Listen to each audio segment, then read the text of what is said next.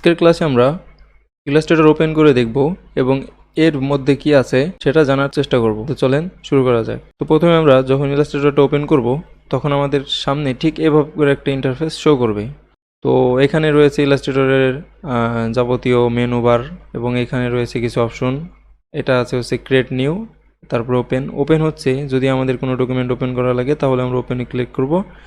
আর যদি create new মানে নতুন কোনো ডকুমেন্ট বা নতুন কোনো প্রজেক্ট শুরু করতে যাই তাহলে আমরা ক্রিয়েট নিউতে ক্লিক করব। তো ক্রিয়েট নিউ বা এখান থেকে ফাইল থেকে নিউ যে কোনো একটা ক্লিক করলেই হবে। আবার এখানে দেখা যাচ্ছে যে ক্রিয়েট নিউ ফাইল, এখানে কিছু কাস্টম ফাইল দেওয়া আছে, এখানে কিছু আর্টবোর্ড বা সাইজ দেওয়া আছে যেগুলো এখান থেকেও আমরা নিতে পারি। যেমন এটা A4 সাইজ, তারপরে এটা হচ্ছে আইফোন এক্স, তারপরে এখানে হচ্ছে ভিডিও এবং কাস্টম সাইজ। তো এখান থেকে আমরা নিউতে ক্লিক করব বা নিউ এর শর্টকাট কমান্ড হচ্ছে Ctrl+N।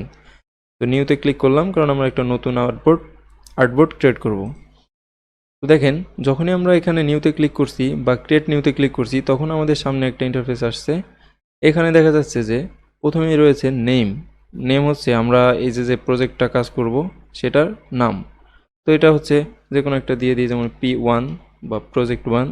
এরপরে এখানে আছে প্রোফাইল বলতে এখানে অনেক বিষয় আসবে, যার মধ্যে আমাদের মেন হচ্ছে প্রিন্ট অ্যান্ড ওয়েব। প্রিন্ট হচ্ছে আমরা যে ডিজাইনগুলো প্রিন্ট করে বের করব, যেমন টি শার্ট ডিজাইন হতে পারে, ফ্ল্যাট ডিজাইন হতে পারে, তারপরে ব্যানার পোস্টার, যেগুলো আমাদের প্রিন্ট করা লাগে আর কি। আর এখানে আছে ওয়েব হচ্ছে আমাদের টিভি বা মনিটরের মধ্যে যা দেখি বা ওয়েবের মানে টিভি বা মনিটরের স্ক্রিনে যা দেখি তাই হচ্ছে আমাদের ওয়েব। তো আমরা এখন একটা ওয়েবের জন্য ডিজাইন করব। সাধারণত আমাদের ওয়েবের জন্য সবসময় থাকবে, কিন্তু যখন আমাদের প্রিন্টের জন্য দরকার হবে তখনই মাত্র আমরা শুধু প্রিন্টটা সিলেক্ট করব, আদারওয়াইজ আমাদের সবসময় ওয়েব থাকবে। তো আমরা ওয়েবটা সিলেক্ট করে নিলাম। তারপরে এখানে আসছে হচ্ছে নাম্বার অফ আর্টবোর্ড। তো এখানে হচ্ছে আমরা কয়টা আর্টবোর্ড রাখবো বা আমাদের কয়টা আর্টবোর্ড দরকার। যেমন বিজনেস কার্ড বা ভিজিটিং কার্ড বা একটা ফ্লায়ার করতে হলে ফ্রন্ট পার্ট এবং ব্যাক পার্ট থাকে। তো সেক্ষেত্রে আমাদের দুইটা আর্টবোর্ড লাগে। সেভাবে আমরা যদি একটা লোগো ডিজাইন করতে যাই, এটা তো আর ফ্রন্ট আর ব্যাক নাই, সেহেতু আমাদের একটা আর্টবোর্ড থাকলেই হবে।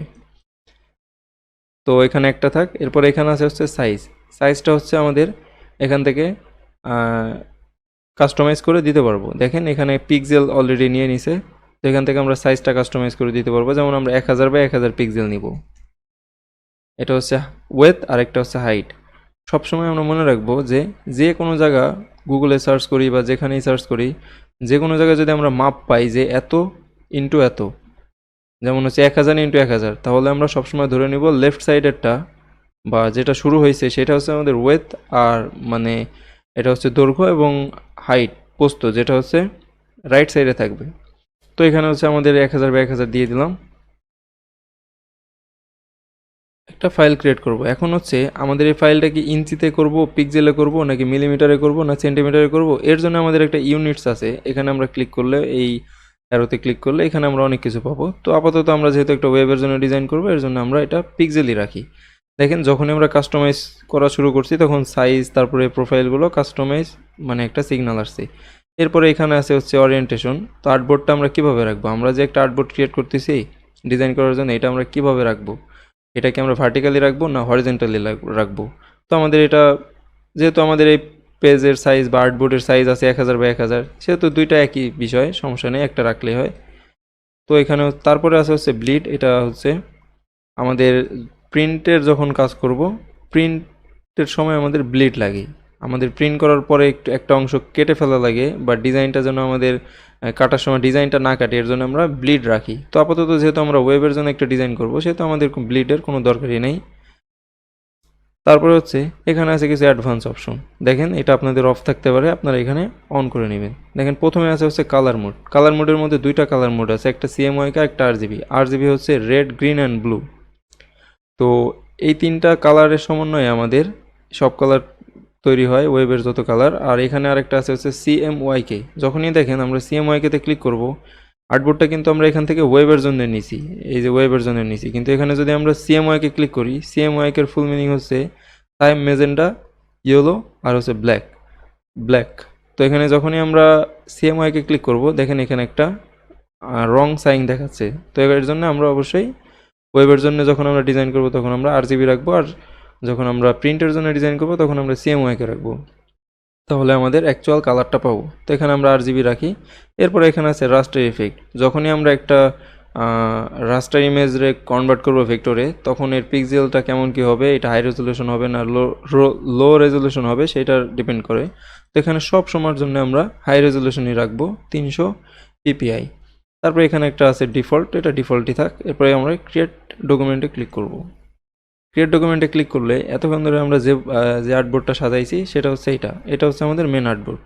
তারপরে সবথেকে প্রথমে যখন আমরা আর্টবোর্ড নিব বা ইলাস্ট্রেটর ওপেন করব, আমাদের সবথেকে প্রথম এবং ফার্স্ট এবং মেইন কাজ হচ্ছে আমাদের ইলাস্ট্রেটরের মোডটা চেঞ্জ করে নেওয়া। তো এর জন্য আমরা এখান থেকে যে রাইট সাইডে দেখতে পাচ্ছি যে ইসেনশিয়াল দেওয়া আছে, তো এখান থেকে আমরা অবশ্যই ইসেনশিয়াল ক্লাসিকে ক্লিক করে দেব। দেখেন আমাদের যে ইলাস্ট্রেটরের কাজটা শেখানো হবে সেটা হচ্ছে Illustrator 2020 version, but Illustrator 2020 version.